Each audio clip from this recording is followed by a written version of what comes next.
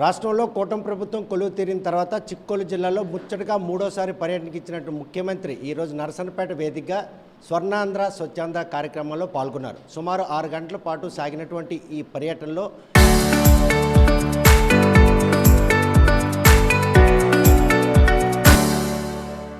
ఈ జిల్లాకు విచ్చేసి ఆయన జిల్లావాసులకి ఎటువంటి వరాలు ఇచ్చారు, ఎటువంటి అభివృద్ధి కార్యక్రమాలకి శంకుస్థాపన చేశారు. ఈ పరిణామాలన్నీ పరిణామాలు తీసుకున్నట్టు వైఎస్ఆర్ కాంగ్రెస్ పార్టీ శ్రేణులు ఆయన వచ్చినటువంటి ఆంతర్యం ఏంటి, ఈ కార్యక్రమానికి శ్రీకాకుళం రావాల్సినటువంటి అవసరం ఏమొచ్చిందని ప్రశ్నించారు. ప్రస్తుతం ఈ విషయంపై మనతో మాట్లాడడానికి మాజీ మంత్రి సీదిరి అప్పలరాజు మనతో ఉన్నారు.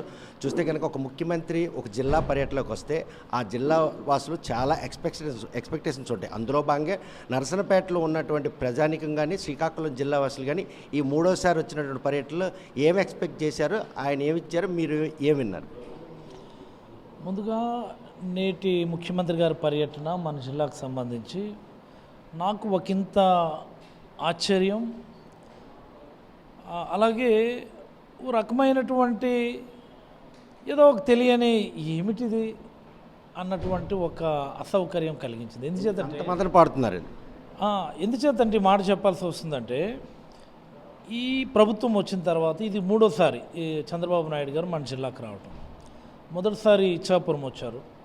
ఇచ్చాపురం వచ్చి ఆయన చేసినటువంటి పని ఏంటబ్బా అంటే టీ పెట్టడం నేర్పించారు.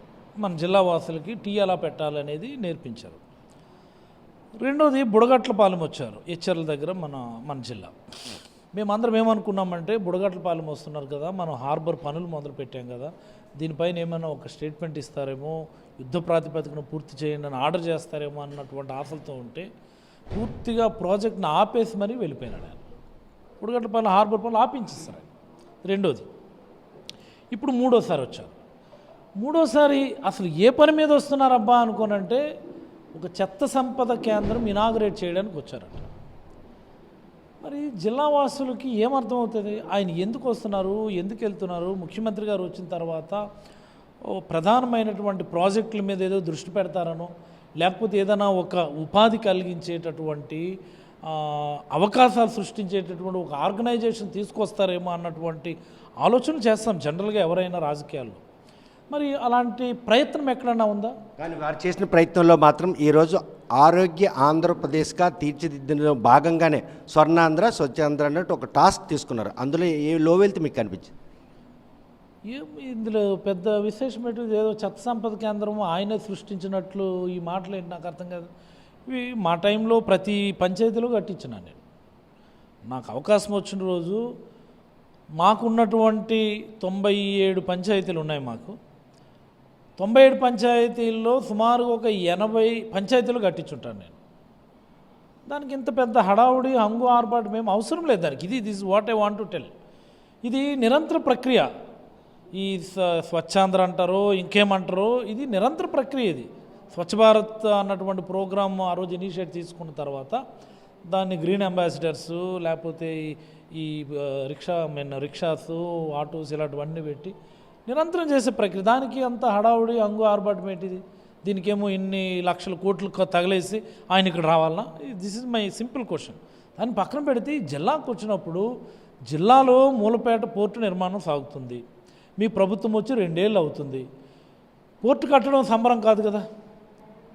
పోర్టు కట్టడం అనేది సంబరం కాదు. పోర్టుకి ఎల్ఈడి ఇండస్ట్రీస్, యాన్సిలియరీ ఇండస్ట్రీస్ వస్తేనే ఇక్కడ అవకాశాలు సృష్టించబడతాయి.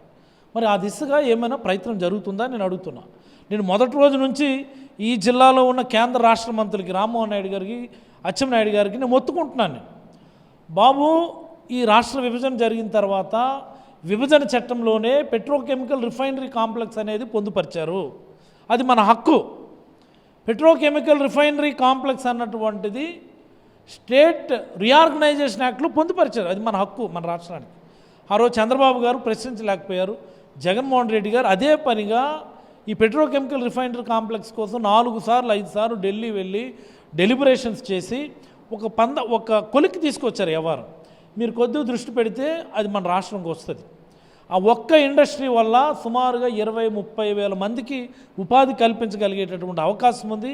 అండ్ మోస్ట్ ఇంపార్టెంట్లీ ఆ ఇండస్ట్రీ మన ప్రాంతంలో పెట్టుకోవడానికి చాలా అనువైనటువంటి ప్రాంతం. ఎందుచేతంటే పోర్టుకి మేము 6,000 నుంచి 9,000 ఎకరాలు సాల్ట్ ల్యాండ్ బ్యాంక్గా తయారు చేసి పెట్టినాం మేము. మీరు కేంద్ర ప్రభుత్వంలో ఉన్నారు కాబట్టి కేంద్ర ప్రభుత్వానికి ఒక లేఖ రాస్తే ల్యాండ్ డైరెక్ట్గా మీకు లీజ్ బేసిస్లోనో, లేకపోతే ల్యాండ్ టు ల్యాండ్ ఎక్స్చేంజ్ కిందనో, లేకపోతే ల్యాండ్కి మీరు డబ్బులు ఇచ్చో తీసుకొని ఒక్క ఇండస్ట్రీ పెడితే చాలు జిల్లా రూపురేఖలు మారిపోతాయి. ఆ దిశగా మీరు ప్రయత్నం చేయడం లేదే. ఆ పని చేయకుండా ఏది నాకు ఆ చెత్త సంపద కేంద్రం అని, ఆయనేమో సోలార్ ల్యాంపులని, సోలార్ ల్యాంపులు వేస్తున్నామండి ఇచ్చర్ల నుండి ఇచ్చాపురం వరకు అన్నారు. సోలార్ ల్యాంపులు వేయచ్చు, ఏముంది పెద్ద విశేషమా? పోనీ ఏమన్నా ఎంపీ ల్యాడ్స్ నుంచి వేస్తున్నారా? గవర్నమెంట్ ఏమైనా ఇస్తుందా?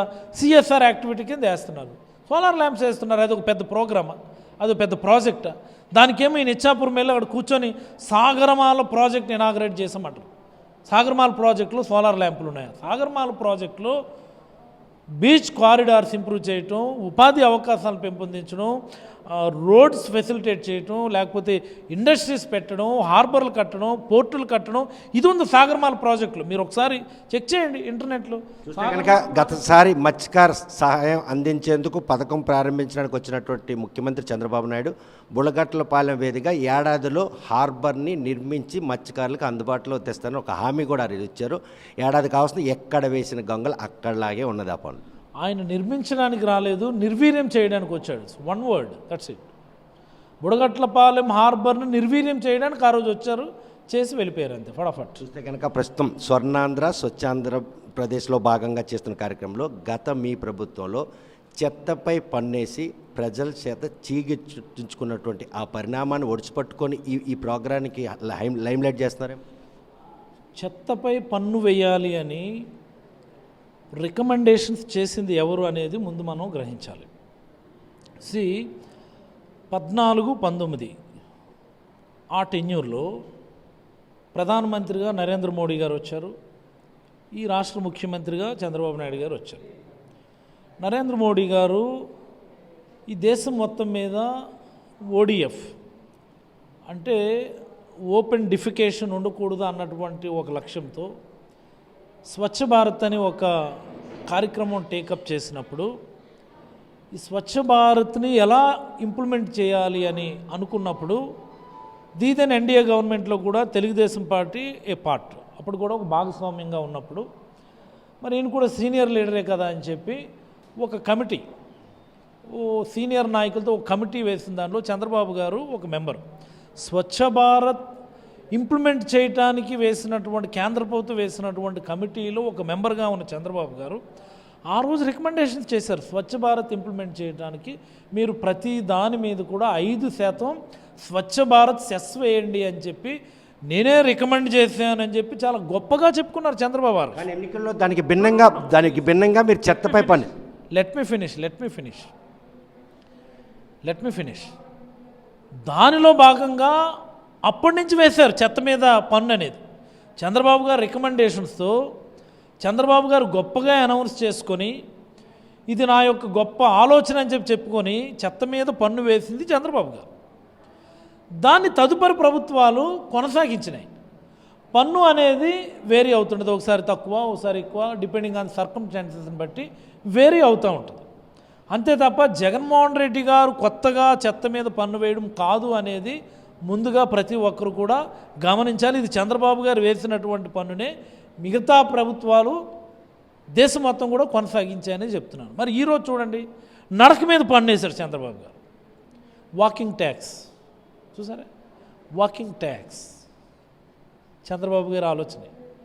చెత్త మీద పన్ను చంద్రబాబు గారి ఆలోచనే, వాకింగ్ ట్యాక్స్ కూడా చంద్రబాబు గారి ఆలోచన తప్ప ఇలాంటి ఘనతలు చంద్రబాబు గారికి ఉంటే తప్ప మరొకరు కాదనేది గమనించాలనుకుంటే కనుక ప్రస్తుతం పెట్రోల్ డీజిల్ క్రైసిస్ నెలకొన్న నేపథ్యంలో వినియోగం తగ్గించుకోవాలి, పొదుపు మార్గంలో నడవాలని ఉద్దేశంతో ప్రధానమంత్రి మోడీతో పాటు సీఎంలు కూడా క్యాన్వాసింగ్ కానీ ఈరోజు అక్కడ సీఎం పర్యటనలో వెహికల్ సంఖ్య తగ్గించాము అన్నటువంటి ఒక సంకేతం ఏమైనా కనిపిస్తుంది అక్కడ? ఇదంతా ఒక డ్రామా నాయుడు. ఆయన కాన్వాయ్లో 4 వెహికల్స్ తగ్గిస్తారు. ఆయన మీటింగ్ కోసం వేలాది మందిని రకరకాల రూపంలో నడుచుకొని రారు కదా ఎవరు, బస్సుల్లోనో ఆటోల్లోనో కారులోనో బళ్ళు మీదనో ఇంకో దాని మీదగా రావాలా. మేము పొదుపు పాటిస్తున్నామని చెప్పి ఎన్ని వేల కార్లు అక్కడికి వచ్చినాయి, ఎన్ని బస్సులు వచ్చినాయి, ఎన్ని ఆటోలు వచ్చాయి చెప్పండి. ఎందుకు ఈ డ్రామాలు? అది సాధ్యమయ్యే పని కాదు అది. కానీ ఇప్పుడు క్రూడ్ ఆయిల్ దిగుమతి విషయంలో మాత్రం డెఫిసిటీ ఉంది కాబట్టి ఎట్టి పరిస్థితుల్లో ధరల పెంపు విషయంలో ఎన్డీఏ ప్రభుత్వ వైఫల్యమా లేకపోతే రాష్ట్రాలు ఏవి ప్రశ్నించే పరిస్థితులు లేనిదన్నట్టు దుందుడికి చర్య?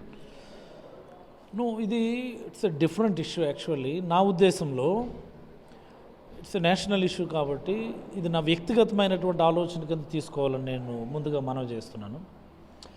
కరోనా టైంలో, కోవిడ్ సమయంలో almost it's been 1 to 2 years total tenure. ఆ టైంలో అక్రాస్ ది గ్లోబ్ ప్రపంచవ్యాప్తంగా ట్రాన్స్పోర్ట్ స్తంభించిపోయినటువంటి టైంలో కూడా ఇలాంటి పరిస్థితి రాలా. ఈవెన్ గతంలో నేను ప్రభుత్వాలను కంపేర్ చేయాలన్నది నా ఉద్దేశం కాదు, కానీ మన్మోహన్ సింగ్ గారు ఉన్నప్పుడు క్రూడ్ ఆయిల్ కాస్ట్ ఒకానొక సందర్భంలో $140 నుంచి $150 కూడా రీచ్ అయినటువంటి సందర్భాలు చూసినాం. ఇప్పుడు అంత రేటు పెరిగింది కూడా $70, $80, $90 తగ్గి తర్వాత $100, $110, $120, $130 ఏదో అంటున్నారు. ఇప్పుడు ఆ సమయంలో కూడా ఇంత రేట్లతో అమ్మలేదు. ఇది is what I want to tell. కేంద్ర ప్రభుత్వాలు ఏం చేస్తున్నాయంటే పెట్రోల్ ఆయిల్ ప్రోడక్ట్స్ మీద డైరెక్ట్ జిఎస్టీ విధించకుండా, కేంద్రం ఇందులో రాష్ట్రాలు కూడా దీనిలో భాగస్వామ్యమే, రాష్ట్రాలు కూడా జిఎస్టీ విధించడానికి ఒప్పుకోవడం లేదు. ఎంచేతంటే ఆ పరిస్థితి లేకుండా ఏంటంటే నేరుగా ఎవరి ట్యాక్స్ వాళ్ళు దాని మీద వేసుకొని కేంద్రం రాష్ట్రం సెస్సుల రూపంలో వేసుకొని కలెక్ట్ చేసుకునే పరిస్థితి ఈ పెట్రోలియం ప్రోడక్ట్స్ మీద ఉందని నేనైతే భావిస్తూ ఉన్నాను. మన రాష్ట్రానికి సంబంధించి అయితే చంద్రబాబు గారి హయాంలోనే అదనపు వ్యాట్ అని వేసినారు. 1 లీటర్కి ₹4 అదనంగా ఎడిషనల్ వ్యాట్ అని వేస్తారు. 31% పెట్రోల్ మీద వ్యాట్ ఉంటుంది, 24% ఎంతో డీజిల్ మీద వ్యాట్ ఉంటుంది, 4% ఎడిషనల్ వ్యాట్ అని each litre of either petrol or diesel, plus ₹1 Jagan sir హయాంలో రోడ్ డెవలప్మెంట్ సెస్ కింద ₹1 వేసినాం మన లీటర్కి. ఇలాగా ₹4 ఎడిషనల్ వ్యాట్ తగ్గించుకుంటే on par with other states తగ్గించుకోగలిగేటటువంటి అవకాశం ఖచ్చితంగా ఆంధ్రప్రదేశ్కి ఉంది. ఆ దిశగా ఆంధ్రప్రదేశ్ ప్రభుత్వం చర్యలు తీసుకోవాలని నేనైతే అభిప్రాయపడతాను. కానీ యుద్ధాన్ని బూచిగా చూపించి చేస్తున్నటువంటి ఈ నిర్ణయాల కారణంగా ఈరోజు అమాంతంగా నిత్యావసర ధరలు పెరిగి ప్రజలు నానా ఇబ్బందులు పడే పరిస్థితులు కళ్ళ ముందే కనిపిస్తున్నాయి. కోవిడ్ ప్యానిక్ సిచ్యువేషన్లో కూడా నిర్భయంగా ప్రాణాలు పోతాయేమో అని భయం తప్ప జీవనం సాగించడం ఎక్కడ కూడా ఒడిదుడుకులు. కానీ ఇప్పుడున్న పరిస్థితులు చూస్తుంటే రేపేం జరుగుతుందన్న ఒక భయం ప్రజల్లో నెలకొనుందంటే ఖచ్చితంగా కేంద్ర రాష్ట్ర ప్రభుత్వాలు కంబైన్డ్గా ప్రజలకి ఒక స్పష్టమైనటువంటి సంకేతం ఇవ్వలేకపోతున్నారని నేను భావిస్తూ ఉన్నాను. ఏమనంటే మిడిల్ ఈస్ట్లో వార్ జరుగుతుంది, మనకి ఇబ్బంది ఉంది అంటారు. మనకి రష్యన్ ఆయిల్ కావలసినంత మనం ఇంపోర్ట్ చేసుకోగలిగేటటువంటి అవకాశం ఉన్నప్పుడు ఎందుకు అంత ఆర్టిఫిషియల్గా మీరు డిమాండ్ సప్లై చైన్లో డిస్టర్బెన్స్ చేస్తున్నారని నేనైతే అభిప్రాయపడతా ఉన్నా. ఇప్పటికే ఈ డీజిల్ ధరలు పెరిగితే, ట్రాన్స్పోర్ట్ రేట్లు పెరిగితే ఆటోమేటికల్లీ ఎవ్రీ నిత్యావసర ధరలు పెరిగిపోయేటటువంటి అవకాశం ఉంది. ఇది రాబోయే రోజుల్లో మరింత జటిలమైపోయే పరిస్థితే తప్ప మరొకటి కాదని నేనైతే అనుకుంటాను. అయితే మాత్రం రాష్ట్రం దేశం మొత్తం కూడాను ఆర్థిక సంక్షోభం దిశగా వీరు తీసుకున్న నిర్ణయాలు ఉన్నాయి అన్నట్టు సంకేతం.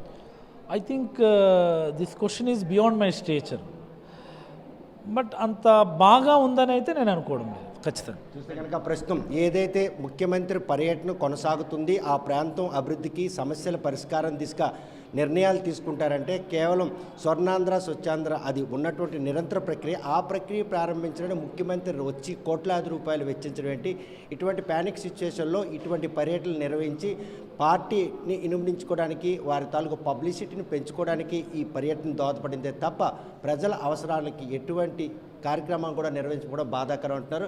ఈ కార్యక్రమం జరిగే తీరు మాత్రం ఆనాడు చెత్తపై పన్ను విధించారని చెప్పి మా ప్రభుత్వంపై ఆరోపణలు చేసిన చంద్రబాబే ఈ పన్ను నిర్ణయంపై ప్రధానమంత్రి నియమించిన కమిటీలో భాగస్వామి, దానికి ఏకీభావం తెలిపినట్టు చంద్రబాబు నాయుడు నేడు ఈ చెత్త సంపదను సృష్టించేందుకు చేస్తున్న ప్రయత్నం మాత్రం ప్రజలను నమ్మబలించే ఒక వంచనగా ఆయన భావిస్తున్నారు. మరి ఈ విషయంలో కూటమి ప్రభుత్వం వైఎస్ఆర్ కాంగ్రెస్ పార్టీ శ్రేణులకి ఏం సమాధానం చెప్తుందన్న విషయం వేచి చూడాల్సిందే. వీడియో జర్నలిస్ట్ రామకృష్ణతో సత్యం, RTV శ్రీకాకుళం.